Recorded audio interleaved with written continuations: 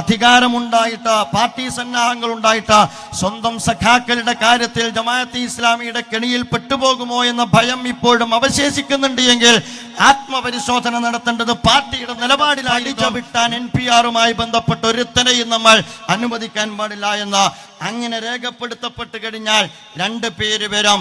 എന്നിട്ട് പേര് ചോദിക്കും, വിവരം ചോദിക്കും. മറ്റു ഡോക്യുമെന്റ് ഒന്നും NPR-ന് വേണ്ട. ആ പേര് വിവരം രേഖപ്പെടുത്തുന്ന ഘട്ടത്തിൽ എൻ്റെ പേര് ഞാൻ പറയാം. ആ ഘട്ടത്തിൽ ആ വന്ന ഉദ്യോഗസ്ഥന് തോന്നുകയാണ് ഇവൻ ഇങ്ങനെ പ്രഭാഷണം നടത്തി നടക്കുന്ന മനുഷ്യനാണ്, അവൻ ഡൗട്ട്ഫുള്ളാണ് അവൻ്റെ വിവരങ്ങളുമായി ബന്ധപ്പെട്ട കാര്യത്തിൽ. അങ്ങനെ എൻ്റെ പേരിന് നേരെ D എന്ന് ചേർത്താൽ ആ D ചേർക്കപ്പെട്ടവനെ സംബന്ധിച്ചിടത്തോളം NRC ഈ ലിസ്റ്റിനെ അവലംബിച്ചുകൊണ്ട് NRC നടപ്പാക്കുമ്പോൾ ഡൗട്ട്ഫുൾ എന്ന് എഴുതപ്പെട്ട ആള് CAA, no NRC, no NPR എന്ന മുദ്രാവാക്യം ഉയർത്തിക്കൊണ്ടാണ് ഈ പീപ്പിൾസ് പ്രൊട്ടസ്റ്റ് ഇവിടെ ആരംഭിച്ചിരിക്കുന്നത്. എൻ്റെ മുമ്പിൽ ഒരുമിച്ച് കൂടിയിരിക്കുന്ന ഈ വലിയ ജനാവലി ആദ്യമായിട്ടാണ് ഇതുപോലെ ഒരു ജനകീയ സമരത്തിൽ പങ്കെടുക്കുന്നത് എന്ന് നമ്മൾ ആരും മനസ്സിലാക്കുന്നില്ല. 2019 ഡിസംബർ 12-ന് ഗവൺമെൻറ്റിൻ്റെ ഭാഗത്ത് നിന്ന് രാജ്യസഭയിലും ലോകസഭയിലും CAA സിറ്റിസൺസ് അമെൻമെൻറ്റ് ആക്ട് രൂപപ്പെടുന്നതിന് മുമ്പ് തന്നെ നമ്മൾ തെരുവിലാണ്. ഈ രാജ്യത്തെ മുഴുവൻ ജനവിഭാഗവും തെരുവിലാണ്. നേരത്തെ പ്രിയപ്പെട്ട എൻ്റെ സുഹൃത്ത് സൂചിപ്പിച്ചു, കോഴിക്കോട് മുതലക്കുളം മൈതാനിയിൽ സെപ്റ്റംബർ 30-ന് തന്നെ ജമാഅത്തെ ഇസ്ലാമിയുടെ നേതൃത്വത്തിൽ ഏതാണ്ട് 30ഓളം ആളുകൾ 20ഓളം വ്യത്യസ്തമായ പ്ലാറ്റ്ഫോമുകളെ പ്രതിനിധീകരിക്കുന്ന വ്യക്തിത്വങ്ങൾ പങ്കെടുത്തുകൊണ്ടുള്ള ശക്തമായ പ്രോഗ്രാം സംഘടിപ്പിക്കപ്പെട്ടിരുന്നു. പിന്നീട് ഡിസംബർ 12-ന് സിറ്റിസൺസ് അമെൻമെൻറ്റ് ആക്ട് വന്നതിന് ശേഷം ഇന്ത്യയിലെ മുഴുവൻ ജനവിഭാഗങ്ങളും രാജ്യത്തിൻ്റെ നന്മയിൽ വിശ്വാസമർപ്പിക്കുന്ന മുഴുവൻ ജനതയും തെരുവിലാണ്. അവർ ശക്തമായ പ്രക്ഷോഭത്തിലാണ്. ഒരുപക്ഷെ എന്താണ് CAA എന്നോ എന്താണ് NRC എന്നോ എന്താണ് NPR എന്നോ പഠിക്കാനല്ല ഇവിടെ ഇരിക്കുന്ന ആളുകൾ വന്നിട്ടുണ്ടാവുക. അവർ ഒരുപക്ഷെ അതിനെക്കുറിച്ച് ബോധവൽക്കരണം നടത്താൻ വരുന്ന സംഘപരിവാറിൻ്റെ പ്രതിനിധികളോട് വളരെ പച്ചയായ ചോദ്യങ്ങൾ ചോദിക്കാനുള്ള വിജ്ഞാനം ഇതിൽ ആർജിച്ചു കഴിഞ്ഞിട്ടുണ്ട് എന്നാണ് ഞാൻ മനസ്സിലാക്കുന്നത്. പിന്നെന്തിനാണ് നാം ഒരുമിച്ച് കൂടുന്നത് എന്ന് ചോദിച്ചാൽ, ഗവൺമെൻറ്, സംഘപരിവാർ സർക്കാർ ഇതിൽ നിന്ന് പിറകോട്ട് പോകുന്നത് വരെ വിശ്രമിക്കാൻ തീരുമാനിച്ചിട്ടില്ല എന്ന് ഭരണകൂടത്തിന് മുന്നറിയിപ്പ് കൊടുക്കാനാണ് ഇതുപോലുള്ള ജനാവലികൾ തെരുവോരങ്ങളിൽ നിന്ന് ശക്തമായ പ്രതിഷേധങ്ങൾ ഉയർത്തിക്കൊണ്ടിരിക്കുന്നത് എന്ന് നമുക്ക് കാണാവുന്നതാണ്. ഇത് സ്വാതന്ത്ര്യ സമരമാണ്. രാജ്യം ഒരുപക്ഷെ സ്വാതന്ത്ര്യം നേടിയതിനു ശേഷം സമാനമായ ഒരു പ്രൊട്ടസ്റ്റ് ഇന്ത്യ കണ്ടിട്ടില്ല എന്ന്, ലോകം ഇന്ത്യയിൽ കണ്ടിട്ടില്ല എന്ന് രാജ്യത്തെ ദേശീയ മീഡിയകളും ആഗോള മീഡിയകളും വിലയിരുത്തിക്കൊണ്ടിരിക്കുന്ന ഒരു ഘട്ടത്തിലാണ് നാം ഉള്ളത്. എല്ലാവരും പ്രക്ഷോഭരംഗത്താണ്. മതസംഘടനകൾ അതിനകത്തുണ്ട്, രാഷ്ട്രീയ സംഘടനകൾ അതിനകത്തുണ്ട്, മനുഷ്യാവകാശ സംഘടനകൾ അതിനകത്തുണ്ട്. അതിലുപരി വ്യത്യസ്തമായ തലങ്ങളിൽ, വ്യത്യസ്തമായ മേഖലകളിൽ പ്രവർത്തിച്ചു കൊണ്ടിരിക്കുന്ന ഓരോരുത്തരും അവരവരുടെ തട്ടകത്തിൽ നിന്നുകൊണ്ട് ശക്തമായ പ്രക്ഷോഭത്തിൽ അണിനിരന്നുകൊണ്ടിരിക്കുകയാണ്. ജമാഅത്തെ ഇസ്ലാമി ഹിന്ദ് അതിൻ്റെ ഭാഗമാണ്. ജമാഅത്തെ ഇസ്ലാമി കേരള, ജമാഅത്തെ ഇസ്ലാമി ഹിന്ദ് ഇതുമായി ബന്ധപ്പെട്ട പ്രൊട്ടസ്റ്റിൻ്റെ ആദ്യഘട്ടം മുതൽ തന്നെ ഇതിൻ്റെ കൂടെ സഞ്ചരിക്കുന്ന ഒരു പ്രസ്ഥാനമാണ്. ഇന്ത്യയിലുടനീളം വ്യത്യസ്തമായ സംസ്ഥാനങ്ങളിൽ ഘടകങ്ങളുള്ള ഒരു പ്രസ്ഥാനമാണ്. അതുകൊണ്ട് തന്നെ alliance against CAA and NRC എന്ന ഒരു ഫോറം തന്നെ ദേശീയ അടിസ്ഥാനത്തിൽ ഇസ്ലാമിക പ്രസ്ഥാനത്തിൻ്റെ നേതൃത്വത്തിൽ, അല്ലെങ്കിൽ പിന്നിൽ നിന്നുകൊണ്ട് രവി നായർ സാർ ഉൾപ്പെടെയുള്ള ആളുകളെ മുന്നിൽ നിർത്തിക്കൊണ്ട് രാജ്യത്തെ വ്യത്യസ്തരായ സാമൂഹ്യ പ്രമുഖരെ അണിനിരത്തിക്കൊണ്ട് ദേശീയ അടിസ്ഥാനത്തിൽ തന്നെ ഒരു വേദി രൂപപ്പെടുത്തി ജമാഅത്തെ ഇസ്ലാമി പ്രക്ഷോഭ രംഗത്തുണ്ട്. ഇന്ത്യയിലെ വ്യത്യസ്തമായ സംസ്ഥാനങ്ങളിൽ ആ സംവിധാനം രൂപപ്പെട്ടു കഴിഞ്ഞു. എല്ലാ സംസ്ഥാനങ്ങളിലും എല്ലാ ജനവിഭാഗത്തെയും പങ്കെടുപ്പിച്ചുകൊണ്ടുള്ള പ്രക്ഷോഭ പരിപാടികളും നടന്നു വരികയാണ്. ഈ പ്രക്ഷോഭം എങ്ങനെയാണ് മുന്നോട്ട് പോകേണ്ടത് എന്നതിനെക്കുറിച്ച് ജമാഅത്തെ ഇസ്ലാമിക്ക് കൃത്യമായ കാഴ്ചപ്പാടുണ്ട്. ഇതൊരു വിഭാഗത്തെ ആണ് ആദ്യത്തെ അതിൻ്റെ വിക്ടിംസ് എന്ന് പറയുന്നത്. അത് മുസ്ലിം കമ്മ്യൂണിറ്റിയാണ്. CAA എന്ന് പറയുന്ന സിറ്റിസൺസ് അമെൻമെന്റ് ആക്ട് വന്നതോടുകൂടി NRC നടപ്പാക്കപ്പെട്ട് കഴിഞ്ഞാൽ അതിൽ നിന്ന് പുറത്തേക്ക് എറിയപ്പെടുന്ന ഏക മതവിഭാഗം നിങ്ങളൊക്കെ പഠിച്ചതാണ്. അത് മുസ്ലിം കമ്മ്യൂണിറ്റിയാണ്. അതാദ്യത്തെ ഇരയാണ്. പിന്നീട് അതിൻ്റെ തുടർച്ചയായി ഈ രാജ്യത്തെ ഓരോ ജനവിഭാഗവും അതിൽ ഇരകളാക്കപ്പെടാൻ പോവുകയാണ്. അതുകൊണ്ട് തന്നെ ഇത് ആദ്യം അത് അനുഭവിക്കേണ്ടി വരുന്ന ഒരു ജനവിഭാഗം എന്ന നിലയിൽ മുസ്ലിം സമൂഹം, അതോടൊപ്പം തന്നെ ഈ രാജ്യത്ത് ഭരണഘടന പൗരന് ഉറപ്പു നൽകുന്ന അവകാശങ്ങൾ ധ്വംസിക്കരുത് എന്നാഗ്രഹിക്കുന്ന, ഇന്ത്യ നിലനിൽക്കണമെന്നാഗ്രഹിക്കുന്ന ഗാന്ധി ഘാതകനായ ഗോഡ്സെയുടെ കരങ്ങളിലേക്ക് ഇന്ത്യ കൈമാറ്റം ചെയ്യപ്പെടരുത് എന്നാഗ്രഹിക്കുന്ന മുഴുവൻ ജനവിഭാഗവും ഈ പ്രക്ഷോഭ രംഗത്താണ്. അതുകൊണ്ട് തന്നെ ജമാഅത്തെ ഇസ്ലാമി ഇതിൻ്റെ തുടക്കം മുതൽ ഇന്ന് വരെ എല്ലാ വിഭാഗത്തോടൊപ്പവും ചേർന്നുകൊണ്ടാണ് ഈ പ്രക്ഷോഭത്തെ മുന്നോട്ട് കൊണ്ടുപോകുന്നത്. ഞങ്ങൾ എല്ലാ വിഭാഗത്തോടൊപ്പവും ചേർന്ന് നിന്നുകൊണ്ടാണ് ഈ പ്രക്ഷോഭത്തിൽ മുന്നോട്ട് പോകുന്നത്. നാം ഇനീഷ്യേറ്റ് ചെയ്യുന്ന ഏതെല്ലാം തട്ടകങ്ങളുണ്ടോ, പ്ലാറ്റ്ഫോമുകളുണ്ടോ, അതിൽ എല്ലാ വൈവിധ്യത്തെയും അണിനിരത്തിക്കൊണ്ടാണ്. ഇവിടെ തകർക്കപ്പെടുന്നത് ഇന്ത്യയുടെ ഡൈവേഴ്സിറ്റിയാണ്. യൂണിറ്റി ഇൻ ഡൈവേഴ്സിറ്റി എന്ന് പറയുന്ന ഡൈവേഴ്സിറ്റി. അതുകൊണ്ട് തന്നെ ഈ പ്രക്ഷോഭത്തിന്റെ പ്രതലത്തിലും തകർക്കപ്പെടരുത് എന്നാഗ്രഹിക്കുന്ന രാജ്യത്തിന്റെ വൈവിധ്യത്തെ അണിനിരത്തണം എന്നത് ഞങ്ങൾക്ക് തീർപ്പുള്ള കാര്യമാണ്. ആ അർത്ഥത്തിലാണ് പ്രതിഷേധ പരിപാടികൾക്ക് നേതൃത്വം കൊടുത്തുകൊണ്ടിരിക്കുന്നത്. നമ്മുടെ വ്യത്യസ്തമായ സംസ്ഥാനങ്ങൾ ഇതിൽ അണിനിരന്നിട്ടുണ്ട്. നമുക്കറിയാം, നമ്മുടെ കേരള സർക്കാർ, അതുപോലെ തന്നെ ബംഗാൾ സർക്കാർ, ഏറ്റവും അവസാനം കോൺഗ്രസിന്റെ ഭാഗത്തു നിന്നും അസന്നിഗ്ധമായ പ്രഖ്യാപനം വന്നു കഴിഞ്ഞു. അവർ ഭരിക്കുന്ന സംസ്ഥാനങ്ങളിലും NPR നടപ്പാക്കുകയില്ല എന്ന്. ഞാൻ അവരെ എല്ലാവരെയും സ്വാഗതം ചെയ്യുകയാണ്.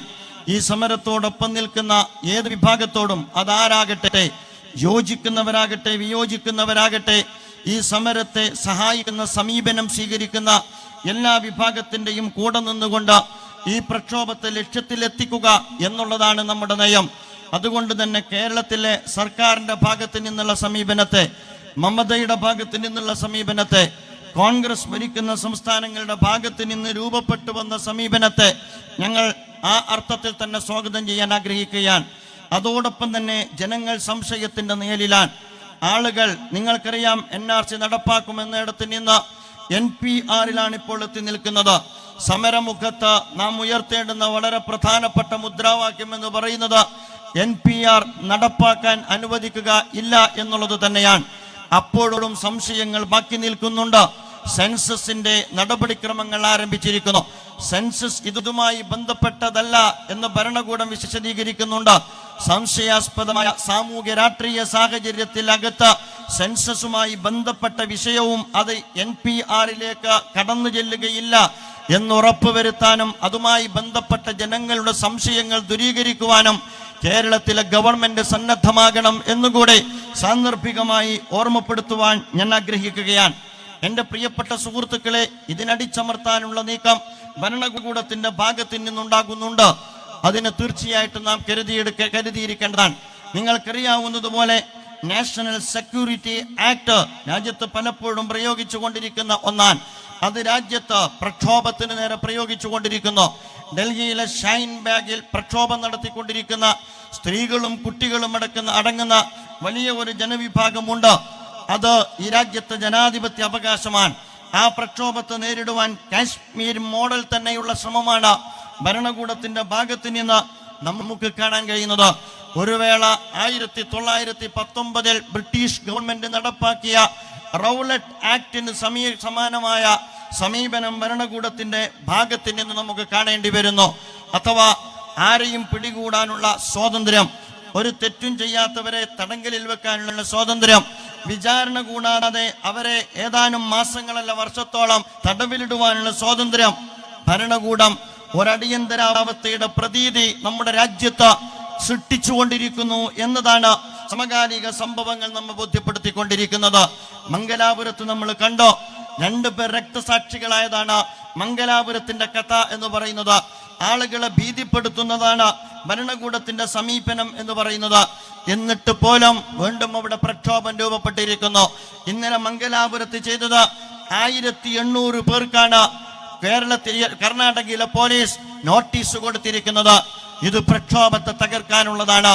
ഒരു കാര്യം ഭരണകൂടത്തെ ഉണർത്തുവാൻ നമ്മൾ ബാധ്യസ്ഥരാണ്. ബ്രിട്ടീഷുകാരന്റെ റൗലറ്റ് ആക്ടിനെ ചവറ്റുകൊട്ടയിലേക്ക് വലിച്ചെറിഞ്ഞ ഒരു ജനവിഭാഗത്തെ NSA കൊണ്ടോ പോലീസിന്റെ മുഷ്ക് കൊണ്ടോ അടിച്ചമർത്താൻ കഴിയില്ല എന്ന് ഈ രാജ്യത്തെ ഭരണകൂടത്തെ ബോധ്യപ്പെടുത്തേണ്ടുന്ന സന്ദർഭമാണ്. അതുകൊണ്ടാണ് CAA എന്തെന്നറിയുന്ന ജനത ഈ നിറഞ്ഞ സദസ്സായി ഇവിടെ ഒരുമിച്ച് കൂടിയിട്ടുള്ളത്. വീട്ടിലേക്ക് നമ്മൾ പോകാൻ തീരുമാനിച്ചത് സർക്കാർ ഇത് വിട്ടേച്ച് പോകുന്ന ഘട്ടത്തിലാണ് ഞങ്ങൾ വീട്ടിലേക്ക് പോകുന്നത് എന്ന് ഉണർത്തിക്കൊണ്ടാണ് എന്ന് നാം അവലംബിച്ചുകൊണ്ടിരിക്കുന്നത്. അതിന്റെ 19-ാമത്തെയും 20-ാമത്തെയും 21-ാമത്തെയും അധ്യായം നാം പരിശോധിച്ചു നോക്കിയാൽ അത് വളരെ കൃത്യമായി നമുക്ക് മനസ്സിലാക്കാൻ സാധിക്കുന്നതാണ്. 19-ാമത്തെ അധ്യായത്തിൽ ഇന്ത്യയുടെ ആന്തരിക വെല്ലുവിളികളെ കുറിച്ച് പറയുന്നത് അവർ മുസ്ലിങ്ങളാണ് എന്നുള്ളതാണ്. രണ്ടാമത് അവർ പറയുന്നത് ക്രിസ്ത്യാനികളെ കുറിച്ചാണ്. മൂന്നാമത് അവർ പറയുന്നത് ഈ രാജ്യത്ത് കമ്മ്യൂണിസ്റ്റുകളെ കുറിച്ചാണ്.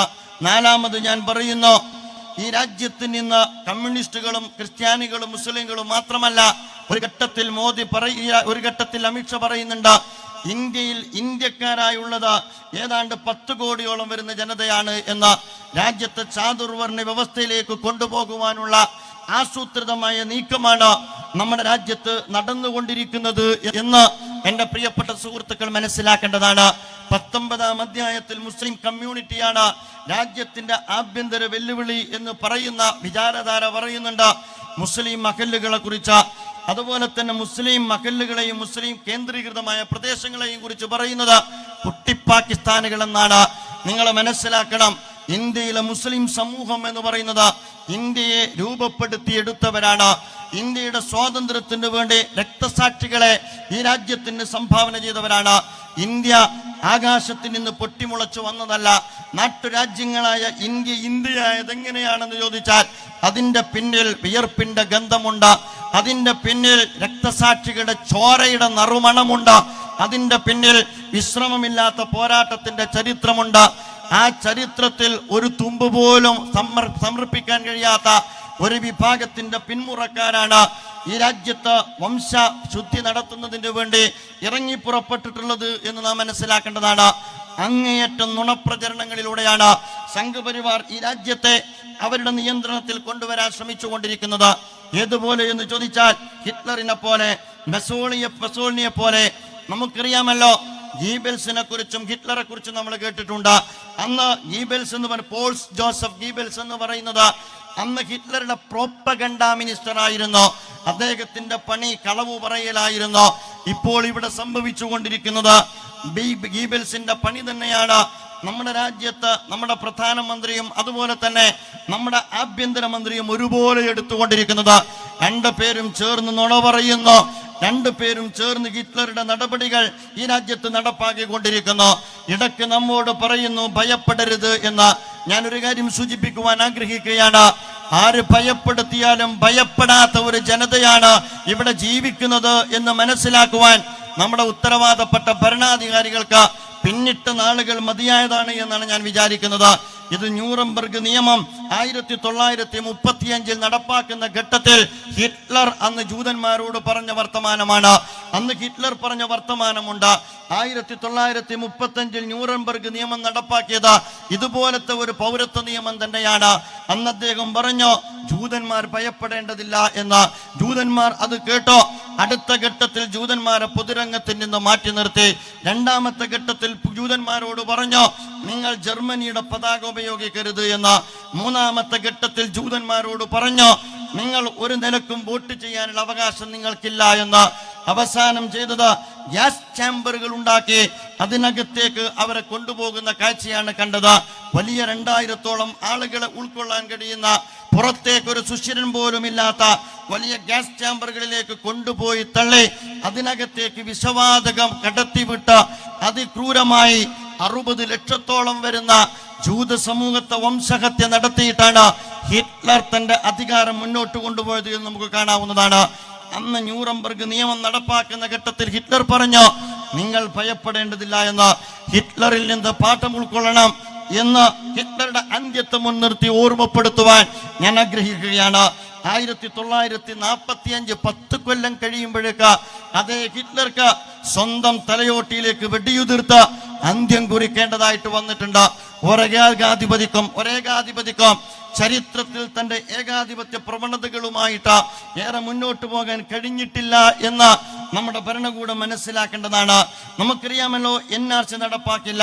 ഒരു ഘട്ടത്തിൽ നമ്മോട് മോഡി പറയുന്നു, മറുഭാഗത്ത് അമിത്ഷാ പറയുന്നു അതതിന്റെ ക്രോണോളജിക്കൽ ഓർഡറിൽ തന്നെ ഞങ്ങൾ നടപ്പാക്കാൻ തീരുമാനിച്ചതാണ് എന്ന്. നമ്മോട് വളരെ കൃത്യമായിട്ട് മോഡി പറയുന്നുണ്ട്, NRC നടപ്പാക്കില്ല. അത് സുപ്രീം കോടതിയുടെ നിർദ്ദേശാനുസാരം ഞങ്ങൾ ആസാമിൽ മാത്രം നടപ്പാക്കുന്ന ഒരു ഏർപ്പാടാണ്. മറ്റു സംസ്ഥാനങ്ങളിലേക്ക് ഞങ്ങളത് കൊണ്ടുവരുന്നില്ല. അതും സുപ്രീം കോടതിയുടെ നിർദ്ദേശമുള്ളത് കൊണ്ടാണ് ഞങ്ങൾ ആസാമിലേക്ക് പോകുന്നത്. അതേസമയം നമുക്കറിയാം, ഇത് രാംലീല മൈതാനിയിൽ 2019 ഡിസംബർ 22 ഇന്ത്യയെ അഭിമുഖീകരിച്ച ഇന്ത്യൻ പ്രധാനമന്ത്രി പറഞ്ഞ കളവാണ്. അതേസമയം അമിത്ഷാ ലോകസഭക്കകത്ത് പറഞ്ഞു എല്ലായിടത്തും NRC നടപ്പാക്കും, രാജ്യസഭക്കകത്ത് പറഞ്ഞു എല്ലായിടത്തും NRC നടപ്പാക്കും. അതുപോലെ തന്നെ പത്രക്കാരെ കണ്ടപ്പോൾ അദ്ദേഹം പറഞ്ഞു എല്ലായിടത്തും NRC നടപ്പാക്കും. എന്റെ പ്രിയപ്പെട്ട സുഹൃത്തുക്കളെ, അത് തന്നെയാണ് നമ്മൾ അഭിമുഖീകരിക്കുന്ന പ്രശ്നം. NPR-നെ കുറിച്ചും അത് തന്നെ പറഞ്ഞു. NPR എന്ന് പറയുന്നത് രാജ്യത്തെ സംബന്ധിച്ചിടത്തോളം NRC-യുമായി ബന്ധപ്പെട്ട് കിടക്കുന്ന ഒന്നല്ല. അതേസമയം NPR-ന്റെ വെബ്സൈറ്റിൽ നമ്മൾ പോയി കഴിഞ്ഞാൽ അത് NRC-യുമായി ബന്ധപ്പെട്ട നടപടിക്രമങ്ങളുടെ ആദ്യത്തെ ചുവടാണ് എന്ന് അസന്നിഗ്ധമായി അതിനകത്ത് രേഖപ്പെടുത്തപ്പെട്ട് കഴിഞ്ഞിട്ടുണ്ട്. ജനങ്ങളോട് പച്ചക്കള്ളം പറയുക, എന്നിട്ട് ജനങ്ങളെ കബളിപ്പിക്കുക. ഡിറ്റക്ഷൻ ക്യാമ്പുകൾ ഞങ്ങൾ സ്ഥാപിച്ചിട്ടില്ല. 28 പേർ 29 പേർ പൗരത്വം ലഭിക്കാതെ NRC രജിസ്ട്രേഷന്റെ പേരിൽ തന്നെ യഥാർത്ഥത്തിൽ ആസാമിൽ ഇതുപോലുള്ള തടവറകൾക്കകത്ത് മരണപ്പെട്ടു കഴിഞ്ഞു എന്ന വസ്തുത നാം വിസ്മരിച്ചു പോകാൻ പാടില്ല. ഏതാണ്ട് 10-19 ലക്ഷത്തോളം ആളുകളിൽ നിന്ന് സിറ്റിസൺസ് അമെൻമെന്റ് ആക്ട് വന്നതിന് ശേഷം ഏതാനും ആളുകൾ മാറ്റി നിർത്തപ്പെട്ടിരിക്കുന്നു. ഹിന്ദു സുഹൃത്തുക്കൾക്ക്, ക്രിസ്തു സുഹൃത്തുക്കൾക്ക്, അതുപോലെ തന്നെ സിഖ് മതക്കാർക്ക്, അതുപോലെ തന്നെ ജൈന മതക്കാർക്ക്, പേർഷ്യൻ, ഇങ്ങനെയുള്ള ഒരുപാട് മതവിഭാഗത്തെ മാറ്റി നിർത്തിയിരിക്കുന്നു. അവശേഷിക്കുന്ന 5 ലക്ഷത്തിൽ ചെല്ലാനും വരുന്ന ജനത ഇന്ന് ആസാമിലുണ്ട് എന്ന് നാം മനസ്സിലാക്കണം. അതിനകത്ത് പലരും പറയാറുള്ളത് പോലെ മുൻ രാഷ്ട്രപതി ഫക്രുദ്ദീൻ അലി അഹമ്മദിന്റെ കുടുംബം വരെ ഉണ്ട്. എന്നിട്ട് നമ്മോട് പറയുന്നു അത് നിങ്ങളെ ബാധിക്കുകയില്ല എന്ന്. അത്തരം ഡിറ്റക്ഷൻ ക്യാമ്പുകൾ രാജ്യത്തിന്റെ വിവിധ ഭാഗങ്ങളിൽ നിന്ന് സ്ഥാപിച്ചുകൊണ്ടിരിക്കുകയാണ്. ഞാൻ പറഞ്ഞു വരുന്നത്, മാറ്റിപ്പറയുന്ന, കളവ് പറഞ്ഞുകൊണ്ടിരിക്കുന്ന, എന്നിട്ട് മാറ്റിപ്പറഞ്ഞുകൊണ്ടിരിക്കുന്ന പ്രധാനമന്ത്രിയും ഈ ബിൽസിനെ പോലും പരാജയപ്പെടുത്തും വിധമുള്ള നുണപ്രചരണം നടത്തുന്ന ആഭ്യന്തര മന്ത്രിയും ഇതിൽ നിന്ന് പിൻവാങ്ങുന്നത് വരെയാണ് ഈ പ്രക്ഷോഭത്തെ നാം മുന്നോട്ട് കൊണ്ടുപോകേണ്ടത് എന്ന് ഓർമ്മപ്പെടുത്തുവാൻ ഞാൻ ആഗ്രഹിക്കുകയാണ്. പ്രിയമുള്ള സുഹൃത്തുക്കളെ, നമ്മുടെ ഭരണഘടന നമുക്ക് നൽകുന്ന സ്വാതന്ത്ര്യത്തിന് നേരെയുള്ള കയ്യേറ്റമാണ് നടക്കുന്നത്. പാകിസ്ഥാനിൽ നിന്ന് വരുന്ന, അഫ്ഗാനിസ്ഥാനിൽ നിന്ന് വരുന്ന, അതുപോലെ തന്നെ ബംഗ്ലാദേശിൽ നിന്ന് വരുന്ന ന്യൂനപക്ഷ സമൂഹത്തിൽപ്പെട്ട ആളുകൾക്കാണ് അഭയം. ഇന്ത്യക്ക് അതിർത്തിയിൽ മറ്റ് രാജ്യങ്ങളില്ലേ? ഭൂട്ടാൻ നമ്മുടെ അയൽ രാജ്യമല്ലേ? അതുപോലെ തന്നെ ചൈന നമ്മുടെ അയൽ രാജ്യമല്ലേ? നേപ്പാൾ നമ്മുടെ അയൽ രാജ്യമല്ലേ? അത് തുടങ്ങിയിട്ട് ധാരാളം രാജ്യങ്ങൾ, മ്യാൻമർ നമ്മുടെ അയൽ രാജ്യമല്ലേ? ശ്രീലങ്കക്കകത്ത് നിന്ന് എത്രയേറെ അഭയാർത്ഥികൾ നമ്മുടെ രാജ്യത്ത് വന്ന് ഇനിയും പൗരത്വം കിട്ടാതെ പൗരത്വ പട്ടികക്ക് കാത്തിരിക്കുന്നുണ്ട് എന്ന വസ്തുത നമുക്കാർക്കും അറിവില്ലാത്തതാണോ? ഞാൻ പറഞ്ഞു വരുന്നത്, ഇത് ഒരു ജനതയെ കബളിപ്പിച്ചുകൊണ്ട് അവരുടെ പൗരത്വം നിരാകരിച്ചുകൊണ്ട് എല്ലാവരെയും ഈ രാജ്യത്തിന് നാട്ടിവിടുമെന്നൊന്നും നമ്മൾ വിചാരിക്കുന്നില്ല. അതിന് ഈ രാജ്യത്ത് ഒരാൾ വിചാരിച്ചാലും സാധിക്കുകയുമില്ല എന്ന് പറയാൻ ഞാൻ ആഗ്രഹിക്കുകയാണ്. അതേസമയം ഒരു ജനവിഭാഗത്തെ അരക്ഷിതാവസ്ഥയിലേക്ക് തള്ളിവിടുക NPR നടപ്പാക്കുന്നതോടുകൂടി സംഭവിക്കാൻ പോകുന്നതാണ്. എൻ്റെ പ്രിയപ്പെട്ട സുഹൃത്തുക്കളോട് ഞാൻ പറയുന്നു, വീടിന്റെ പടി ചവിട്ടാൻ NPR-മായി ബന്ധപ്പെട്ട ഒരുത്തനെയും നമ്മൾ അനുവദിക്കാൻ പാടില്ല എന്ന്. അങ്ങനെ രേഖപ്പെടുത്തപ്പെട്ട് കഴിഞ്ഞാൽ 2 പേര് വരും. എന്നിട്ട് പേര് ചോദിക്കും, വിവരം ചോദിക്കും. മറ്റു ഡോക്യുമെന്റ് ഒന്നും NPR-ന് വേണ്ട. ആ പേര് വിവരം രേഖപ്പെടുത്തുന്ന ഘട്ടത്തിൽ എൻ്റെ പേര് ഞാൻ പറയാം. ആ ഘട്ടത്തിൽ ആ വന്ന ഉദ്യോഗസ്ഥന് തോന്നുകയാണ് ഇവൻ ഇങ്ങനെ പ്രഭാഷണം നടത്തി നടക്കുന്ന മനുഷ്യനാണ്, അവൻ ഡൗട്ട്ഫുൾ ആണ് അവന്റെ വിവരങ്ങളുമായി ബന്ധപ്പെട്ട കാര്യത്തിൽ. അങ്ങനെ എൻ്റെ പേരിന് നേരെ D എന്ന് ചേർത്താൽ ആ ഡി ചേർക്കപ്പെട്ടവനെ സംബന്ധിച്ചിടത്തോളം NRC ഈ ലിസ്റ്റിനെ അവലംബിച്ചുകൊണ്ട് NRC നടപ്പാക്കുമ്പോൾ ഡൗട്ട്ഫുൾ എന്ന് എഴുതപ്പെട്ട ആള് ഡോക്യുമെന്റ് ഹാജരാക്കിയിട്ട് പൗരത്വം നേടിയെടുക്കണം. ബൈ ബർത്ത് ഒരാൾക്ക് ലഭിക്കേണ്ടുന്ന പൗരത്വം അയാൾ പിന്നീട് നേടിയെടുക്കേണ്ടി വരുന്നു എന്നുള്ളതാണ്. ജസ്റ്റിസ് കമാൽ പാഷ അതിനെ കുറിച്ച് പറയുന്നുണ്ട്. ഒരു കൊലപ്രതിയെ കുറിച്ച് ജസ്റ്റിസ് കമാൽ പാഷ വിശദീകരിക്കുന്നുണ്ട്. ഒരു കൊലയാളിയെ സംബന്ധിച്ചിടത്തോളം അയാൾ വിചാരണ നടന്നുകൊണ്ടിരിക്കെ അയാൾ നിരപരാധിയാണ്, അയാൾ തെളിയിക്കപ്പെടുന്നത് വരെ അയാൾ നിരപരാധിയാണ്. പക്ഷേ ഇതിന്റെ പ്രത്യേകത എന്ന് പറഞ്ഞാൽ അയാൾ പൗരത്വം രേഖ സമർപ്പിച്ച് സ്ഥാപിക്കുന്നത് വരെ അയാൾ അപരാധിയാണ് എന്നതാണ് ഈ നിയമത്തിന്റെ പ്രത്യേകത എന്ന് എൻ്റെ പ്രിയപ്പെട്ട സുഹൃത്തുക്കൾ മനസ്സിലാക്കേണ്ടതാണ്. അതുകൊണ്ട് ഡൗട്ട്ഫുൾ വന്നു കഴിഞ്ഞാൽ അത് മുസ്ലിങ്ങൾക്ക് മാത്രമല്ല വരിക, അത് ഏത് വിഭാഗത്തിൽപ്പെട്ട ആളുകൾക്കും വരാം എന്നുകൂടി നാം മനസ്സിലാക്കേണ്ടതാണ്. അത്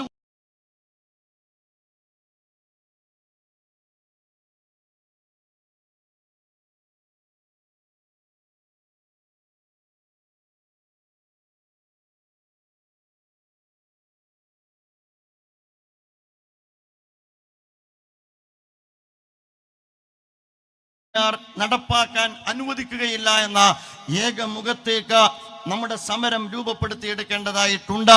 മാത്രമല്ല NPR നടപ്പാക്കരുതെന്ന് പറയുമ്പോൾ തന്നെ ഈ രാജ്യത്ത് സെൻസസുമായി ബന്ധപ്പെട്ട കണക്കെടുപ്പിനെ കുറിച്ചും ആളുകളുടെ സംശയം ദൂരീകരിക്കുവാൻ നമ്മുടെ ഭരണകൂടം മുന്നോട്ട് വരേണ്ടതുണ്ട് എന്നുകൂടി ഈ സന്ദർഭത്തിൽ ഞാൻ ആവശ്യപ്പെടുകയാണ്. കേരളം ഈ സമരത്തിൽ ഒറ്റക്കെട്ടാണ്.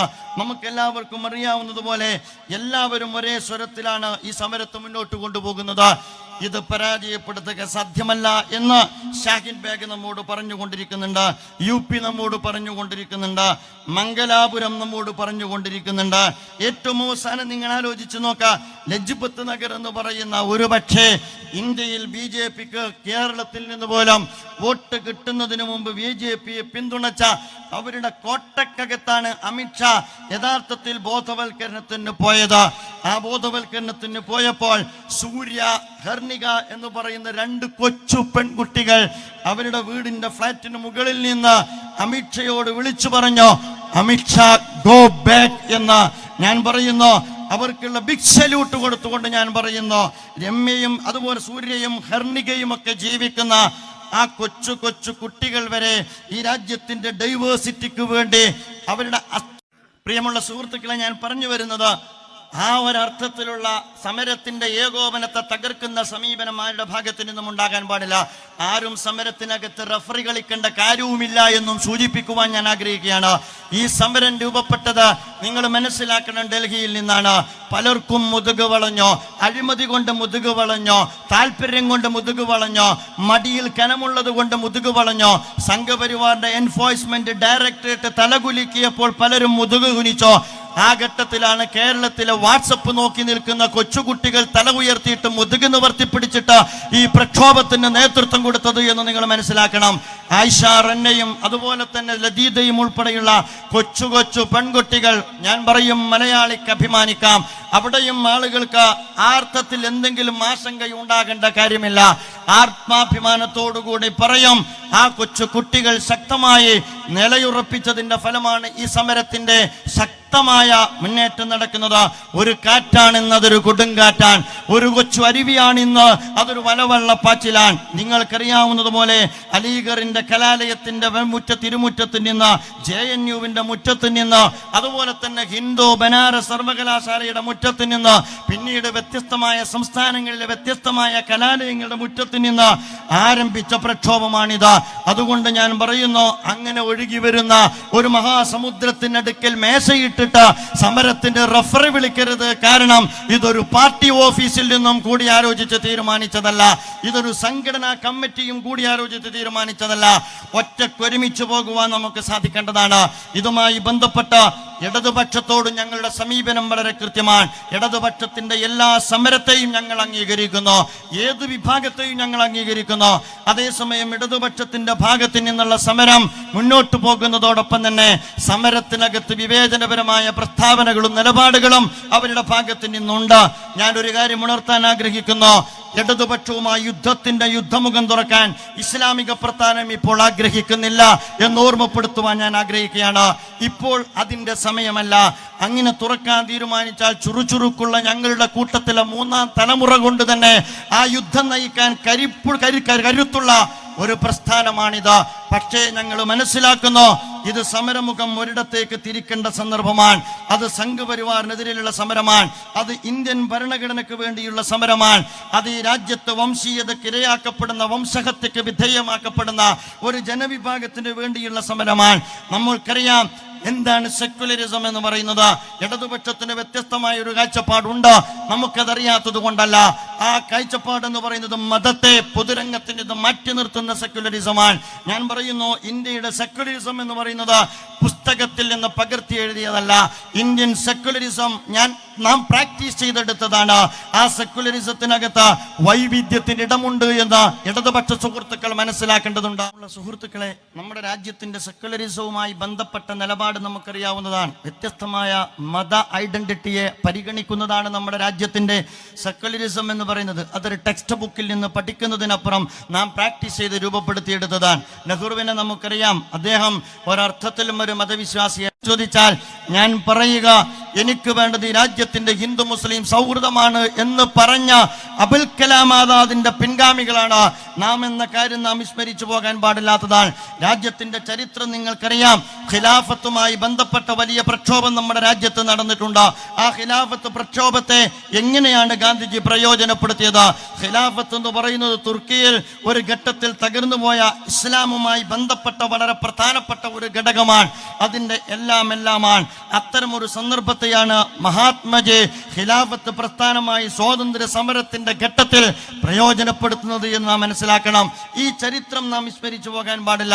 ഞാൻ ഓർത്തുപോകുന്നു, 1939 അങ്ങ് പൊന്നാനിയിൽ ബീഡി തൊഴിലാളികളുടെ സമരത്തിൽ ഒരു മുദ്രാവാക്യം ഉയർന്നിട്ടുണ്ട്.